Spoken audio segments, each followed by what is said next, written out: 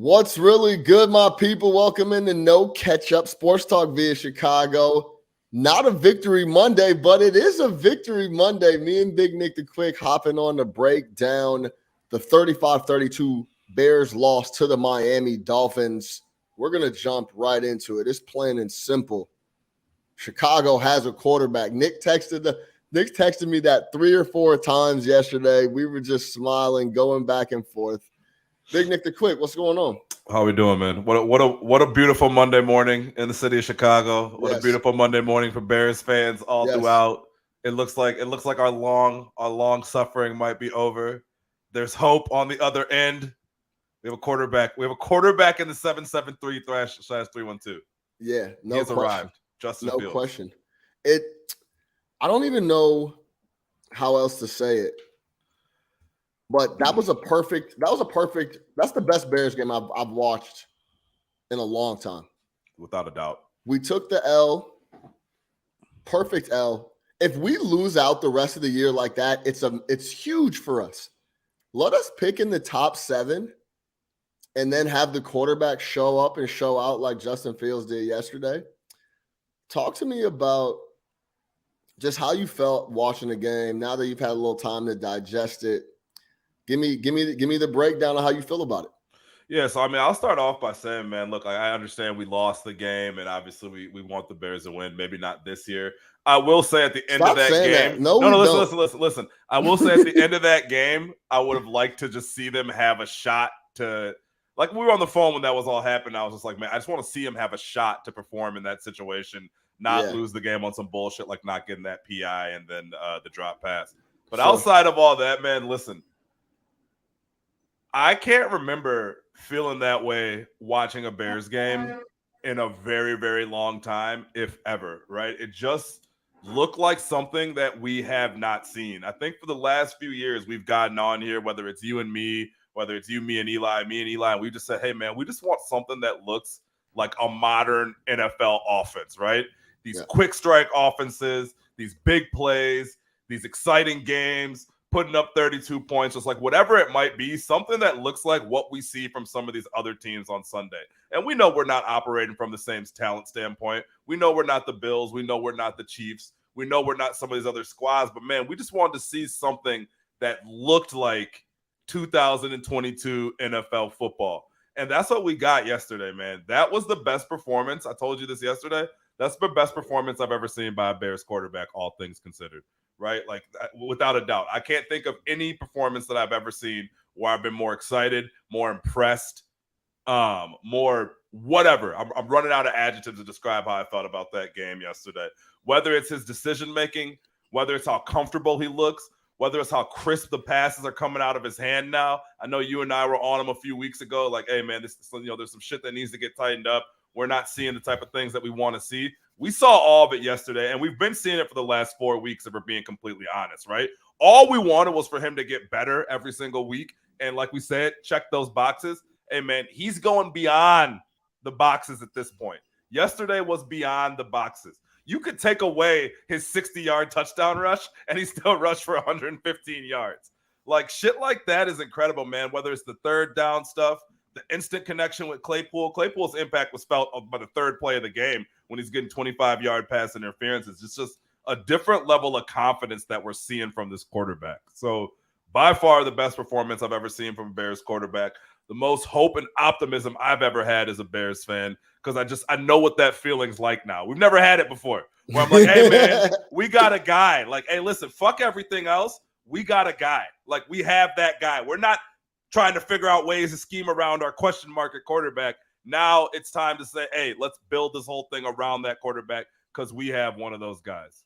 And I feel confident saying it. Absolutely. 4 total touchdowns yesterday. 17-28, 123 through the air, 15 rushes on the ground for 178. I want to talk about the passing situation first, because I'm not even upset about that. I was reading a couple people talking about what's his name? Dan Wiederer. Yeah. Is that his name? He's just a miserable dude. Another one of these guys been around too long. he mentioned he basically highlighted how it's not translating into wins, which You want to talk about not seeing the big picture and what's going on. That's exactly what he's doing. But I want to talk about because we already know how he's getting down. He's been putting up almost 300 total yards a game last few, but 17 to 28, 123 doesn't jump off the page when we're talking about passing the ball. You can look around the league at the best quarterbacks in the NFL. Aaron Rodgers. Let's talk about Aaron Rodgers. Actually, he has no talent on the edge. He doesn't push it downfield. He's averaging like 5.5 yards a pass. The only reason I think Justin's not going downfield is because he has nobody. There's nobody to go downfield to. He tried multiple times to go to Claypool. And it just shows you that once some guys come around here, Getsy and Fields are going to get the shit even tighter than it already is the last couple of weeks. It's just pure optimism right now for me. His decision-making, his accuracy, his athleticism. I tweeted out, I think he's faster than 4.4. So, yeah. I mean, he's getting out in the open field and leaving people in cement. No one's even touching him. He took maybe 2 hits yesterday. Yeah. One was a sack. He took 2 hits and had 15 rushing attempts. Every single one he was getting out of bounds or he was taking to the house. I mean, that's really what it comes down to. Overall, he's just taking – I didn't think you could take strides this big, this quickly right before our eyes, but that's what's happened the last 3 weeks. So once we get some talent around him, shout out Luke Getsy. He's getting shit in order, play fakes, getting him out of the pocket. The decisions are very easy for him in the pass game the last couple of weeks. So I love to see that. Nothing but positive things to say, no doubt. Well, and when you look at his running, like the thing, I think it's perfect when you compare it to like, and I don't want to pick on the kid because he was way out of his element last night, but you look at like Malik Willis, right? Like Malik Willis, the game was way too fast for him. Like he gets the ball, he's making a half a read, and then he's just scrambling and trying to get the hell out of there, right? Yeah. Whereas with Fields and these runs, and even more so, like at this point in the season, like I think at the beginning of the year, it was a little bit skittish, like we talked about. It seems like he would make that first read if it wasn't there. He's just kind of dancing around. Yeah. Yo, these runs are all perfect timing. He knows when to go. He knows where to go. He knows where the first down marker is. And like you said, he's either getting out of bounds, sliding, or taking it to the He's not taking any hits. Earlier in the year, he was taking shots on those. His sliding wasn't really timed perfectly. Like, that's what I'm saying. Like, the work that he's put in, and I don't know what's happening over at Halas Hall. Obviously, we're not there. But, like, you can't tell me this dude hasn't put in the work, right? Like, you cannot tell me he hasn't put in the work. Because there has been shit from week 3, week 4, week 5 that has been completely cleaned up by this point in the season. And that's also a credit to the coaching staff. We've had our criticisms of Getsy early on in the year, right? We thought that he wasn't kind of like Nagy, not highlighting this kid's athleticism. Well, he heard that, right? He has completely changed the offense to do nothing but highlight what Justin Fields does well. Yeah. And Fields is taking full advantage of it. Like, I can't overstate how comfortable he looks back there, man. Like, there were points in that game, and I was telling you, like, this guy's third down is automatic. If it's 3rd and 8 and it's not there, he knows exactly when to tuck it and run, and he's converting on those first downs, and that keeps drives alive. That's how you scored 32 points. You know how you scored 32? By not having 3 and outs, right? You know how you don't have 3 and outs? By converting on 3rd down. And for the last 3 games, 10 of 16. On Sunday, on 3rd down. Third straight game of double-digit 3rd down conversions. I know he had 11 a couple weeks or 12 a couple weeks ago. So maybe, I want to say that might be his 3rd straight game of double-digit 3rd down conversions, and that's all him, man. Like but it's not erratic. It's not scary or skittish. It's like, hey, now it's time for me to go. I'm doing this within the offense. I'm gonna get my blocks downfield. Now my guys know to block downfield on that 60-yard pass. I think Mooney had an excellent block for him. These guys know to turn and block for him. These aren't decisions. These aren't quarterback draws either. He's looking to throw the rock first. He's chilling. Yeah. He's going through progressions, and he's like, all right, well, I guess I got to get out of here. There's 10 right here. Yeah, 100%, right? And like, he's not running in situations where he should be throwing. It's not like he's abandoning the throwing. So we could talk about that 173 yards, but when I was watching that game last night, I'm not coming away from it saying, wow, that looked like a 173-yard passing performance, right? Like, even looking at that number, or 123? Yeah,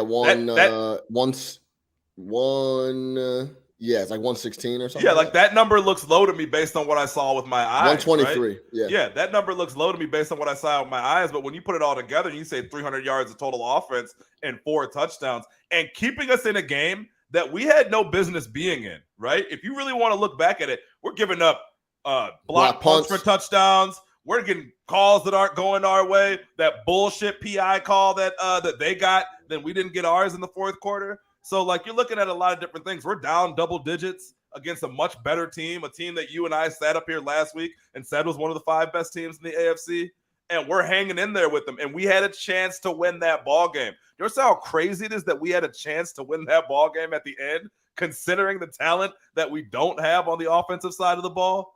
Like, come on, man. And that's all Fields.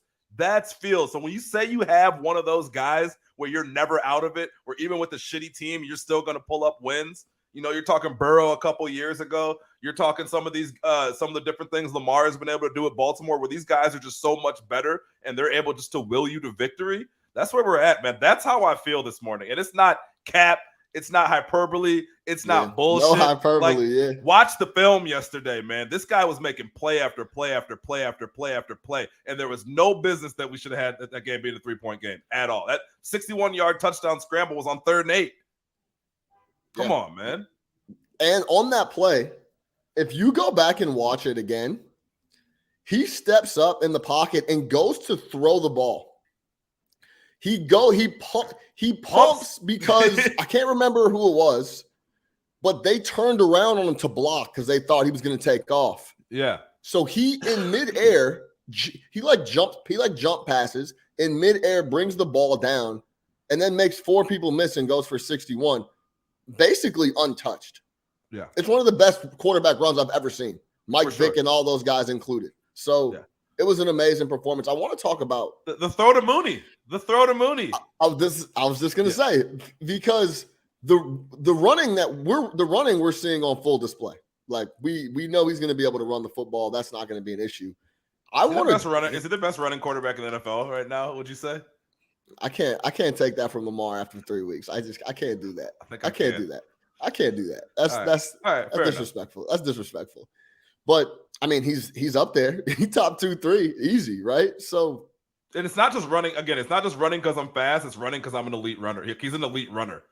Yes, like I mean, he's not getting touched on these. Yeah. And a couple of these spots where it looks like he's going to get sacked, it's almost like he's baiting the rusher to come in, and I'm just like, I'm just going to go this way. Yeah. Oh, I'm out. I'm going. Yeah, exactly. I'm going to spin out this way and then go pick up 8. I want to talk about throwing the football because I don't think we have to worry about him. We don't have to worry about him running. Like his running ability is very prevalent and easy to see, right? For sure. But let's talk about him throwing the football. The touchdown pass to Mooney is the best throw he's ever had in his entire career. Period, point blank. There's pressure coming up the middle. He's going to get hit. He knows it. He throws the ball top left corner where only Mooney can get it. And he puts it on the money. Mooney goes up and grabs it. That's the best throw he's had in a Bears uniform, in my opinion. Excellent catch, too. Then let's go back to the first quarter. Excellent catch.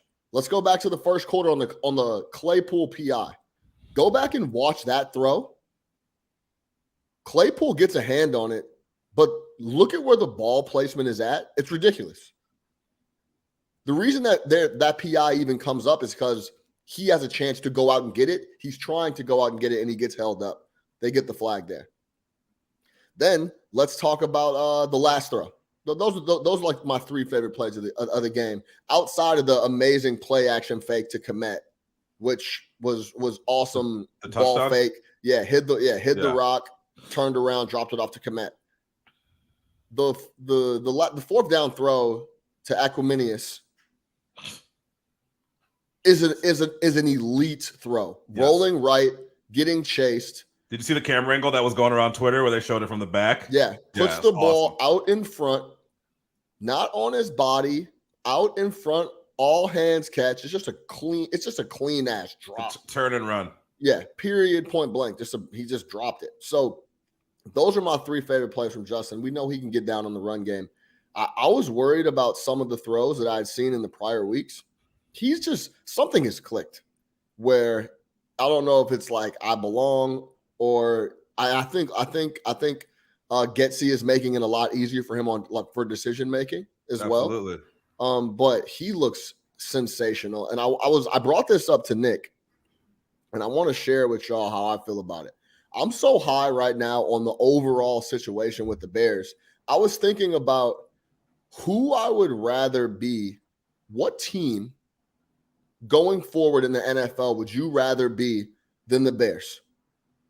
And to be completely honest, I kind of had I was going through teams and I was kind of having, trouble picking out who I would want to who I'd rather want to be a fan of. So the question is, what teams in the league are in a better position than the Chicago Bears right now? And I don't know who, there's maybe 4 or 5 teams. I'm going to go through the teams that I would take long term right now ahead of the Bears. Buffalo. Hands down. I mean, but Buffalo's the best team in the NFL, one of the best teams in the NFL. Philly. Until they met Zach Wilson. Philly. Yeah. Philly's in a better position than us overall. Sure. The Chiefs. Of course. They have one of the best quarterbacks in history. Ever. This is where it starts to get kind of questionable. Like Cincy, maybe? Yeah, I had Cincy. Cincy? Okay. What about the Dolphins? So I was going to ask you this. Watching both of those guys yesterday, right? And look, Tua's accuracy is good, but you and I both talked about on those deep balls, his shit is consistently short and it's been short for a while now. And there's a lot of times that Tyreek's coming back on that shit. You look at that play at the end of the game. We were on the phone at the same time. That, I think it was to Waddle, right? We're like, yo, that should have been 6. A good throw, that's 6, and this game is over, and we're not in this situation. A clear, easy touchdown. So not even close. Yeah. And their defense is sus. Very. Yeah. Outside of Xavier Howard and a couple guys, their defense is super sus. Yeah, I think I probably stop at Miami. So let me ask you this: I have Baltimore. But I wouldn't rather be Baltimore because their situation is kind of fucked up. They haven't signed their quarterback. Yeah. We're literally have a quarterback on a rookie deal. Mm-hmm. We're getting ready to go into an offseason with the most cap space in the league. We have young defensive guys that are solid. Brisker has shown he's a rookie. Brisker has shown that he's a starter in the NFL. We got 2 young corners.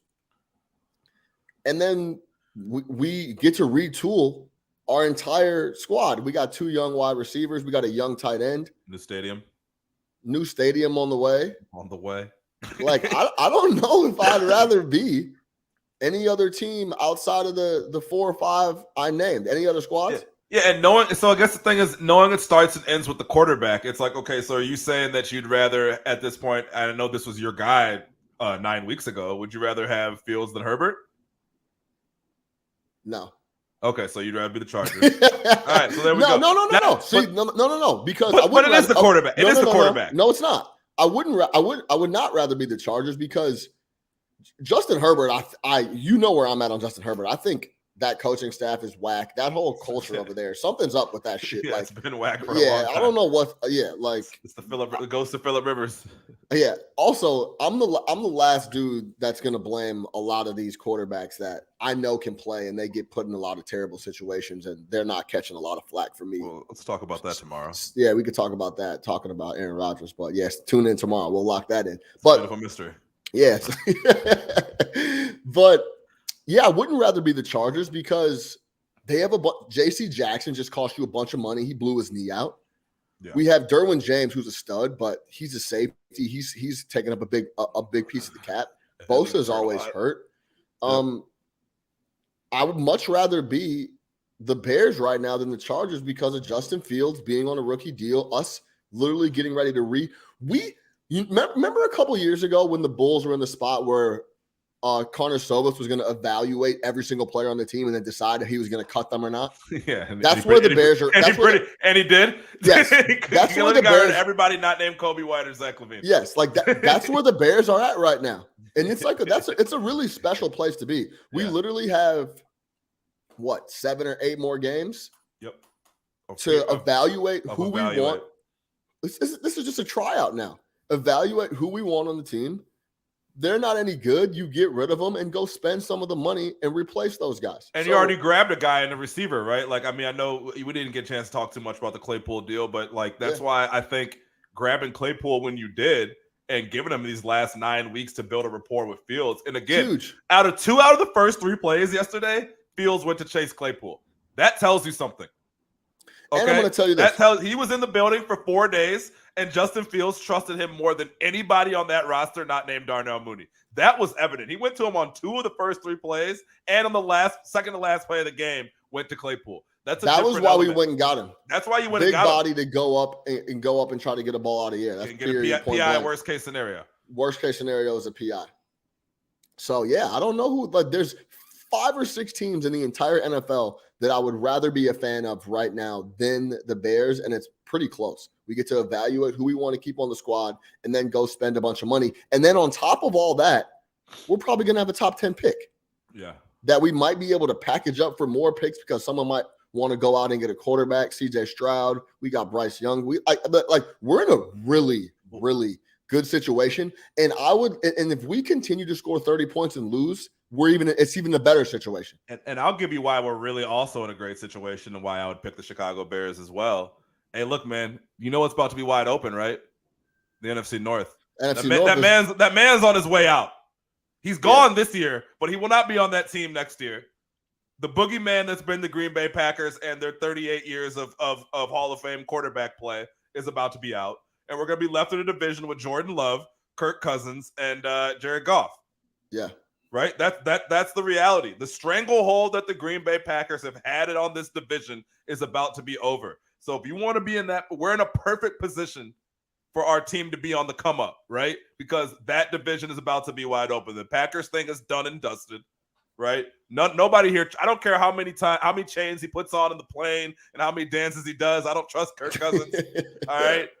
They're going to win this division this year, obviously, but we don't trust, especially don't trust them long-term going forward. He's no spring chicken. So we're in a great position, man. This is about to be our division because we have one of those guys and the rest of those teams have no prospect of quarterback. Maybe the Lions might, depending on where they finish this year, but that's it, man. We're going to have the best quarterback in the division. We have the best quarterback in the division right now.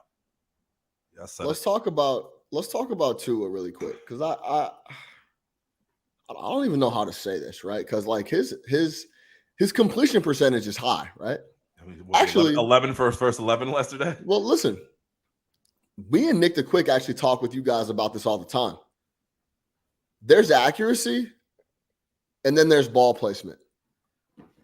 Tua's ball placement's towards the bottom of the league for me. Yeah. Every single completion he makes, go watch the tape. From week to week, every completion he makes, not every one, I'm exaggerating, but a majority of the completions that he's making, Waddle, Gesicki, Cheetah are all making crazy adjustments to make these catches. Wait, and real quick, if you want to know what we're talking about as far as ball placement and like not ball placement, go watch Joe Burrow. Like Joe Burrow, to me, I talk about all the time, is elite ball placement. His receivers never adjust.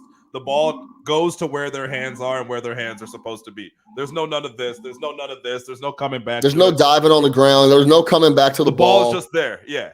So sorry, I mean to interrupt, but that's exactly what I'm getting at. So I couldn't tell you how many plays I see Tua complete the ball, the guy's diving on the ground and catch it. The guy's on his knees, coming back, getting tapped down, coming back, contorting his body to catch the rock. So when you look at the accuracy and the completion percentage stuff, it's up there. But if you go look at, he's leaving a lot of yak on the field. As much yak as they're already picking up, I believe he's even leaving more on the field than he already is picking up with Waddle and Cheetah and those guys. Cheetah leads the league in receiving yards, and I believe he's probably left 100, 150, 200 yards on the field from contorting himself and trying to make plays that if Tua could get him the rock where it's supposed to be, he would make no problem. So I'm not saying Tua's a bad quarterback. He's been playing very well, but let's have a real conversation about the accuracy and ball placement. These guys are making great catches all the time and changing their body and contorting it to make catches where they shouldn't have to. So that's where it's at. And with him, it's not, and like we get it, he doesn't have the biggest arm in the world, but you've said this a million times. You don't have to have the biggest arm. Drew Brees never had a big arm. He had a noodle for the second half of his career. Arm was dusted completely. But it's all about that accuracy, that ball placement, put it in a place where your receivers can make a play. And yeah, there was a lot of that yesterday. With it's every week. Especially at the go end. Look. Yeah. Every week it's like that. So still a young I like quarterback. What Miami's doing. No, I love what Miami's doing. I think this is probably my favorite offense in the NFL, if we're being completely honest. Mike McDaniel, brother. Mike McDaniel, the brother. It's good to see that McDaniel spending that money, man. He was a nerdy looking dude last year. This year he's got the split back. He's got the aviators. He got a couple M's and moved to South Beach. And did you see him talking to Justin Fields? Yeah, he's like, just stop. Yeah. Chill out. Yeah, I thought that was great. Listen, man, and like that's it.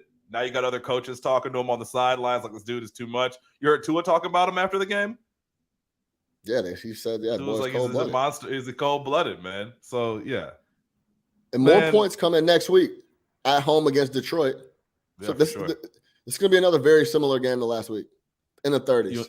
You think we're going to put up more than the 9 that the Green Bay Packers were able to muster up against the Detroit Lions yesterday? Absolutely. Our offense is better than the Packers. We on the back end of this year, we might have a top 5 offense. Yo, hey, listen, man. Listen. Hey, this is how we're feeling right now. Like, listen, go back to that episode we recorded like 7 weeks ago when we were really down. You know, after Fields was missing wide open running backs in the back. Like, we feel this shit, man. But like, we told you what we wanted to see. We've been telling you since the day that they drafted him what we wanted to see. Yeah. We've been telling you all year exactly what this season was about. And man, the last 4 weeks we've been getting it. It's almost like this. Every week we're saying that was the best game we've seen Justin Fields play. So if I can come after every single game and say that's the best game I've seen Justin Fields play consistently week in and week out, we're in a good spot. Forget the wins and losses. To your point, lose a bunch of games. Hey, you might get like a top 4 draft pick. Package it. Somebody's going to want a quarterback. Give me 12 and 15. Give me 12 and 15 and another 2 to boot so I get back my Trace Claypool pick, right? Whatever it is, because you got to fill out a whole entire roster. That's fine. But give yourself flexibility. It's crazy like how this thing has flipped over the last few weeks. And it's crazy what he probably should. Shouldn't show up. Don't get me started on who should hold out. A lot of y'all out here playing for free. But listen, man, the optimism is high. It's nothing but up from here. Even if he lays a stinker against Detroit, it doesn't matter to me. I've seen it. The last 4 weeks will give me everything I need. You know what's interesting? I don't want to bring this up, but I will just because it's we keep it real on the No Catch Up Pod. Luke Getsey's gonna if they finish the year with the offense rolling like it is, people are gonna be on his line. Yeah, for sure. And what did we talk about before? I'm like, man, I want offensive coaches because when the offense rolls, no one's on their line offering them a job somewhere else. So keep an eye on that situation. If the rest of the year the offense continues to roll, Justin Fields, they can't break those guys up if these dudes go top 5, top 6, top 7 offense the rest of the year. So then you're in a situation where we got a $4 million offensive coordinator, right? $5 million offensive coordinator, or does Flus? It's a tough situation, right? Where are you on Flus through 8 weeks, 9 weeks? He's all right. You can only judge him by. I mean, it's hard to judge his defense because there's no talent. But you can't. The team plays hard. The team doesn't. Team plays hard. They seem to like each other. Yeah. They've bought it's one of those things. They're listening to what he's saying, I believe, and he's. But that's what I'm saying, man. Like, if you're, how about this? If you ask me, do I keep Getsey or do I keep Flus come the end of the year? If the offense continues to roll, Flus got to rock, pack up. Yeah. Right. Yes. So like. That's where it gets. It's a really interesting situation. So keep an eye on that. I'm happy we got the right guy from the Packers. Yeah, we didn't get Hackett. We didn't get Hackett. We didn't get LaFleur either. Yeah, I don't know what the fuck is going on over there. Hey, listen, man. You can talk to me about not, and we'll get into it more tomorrow. But you can talk to me about not having receivers and all that. I'm sorry, man. Those boys put up 8 points against the Detroit Lions yesterday. Yeah.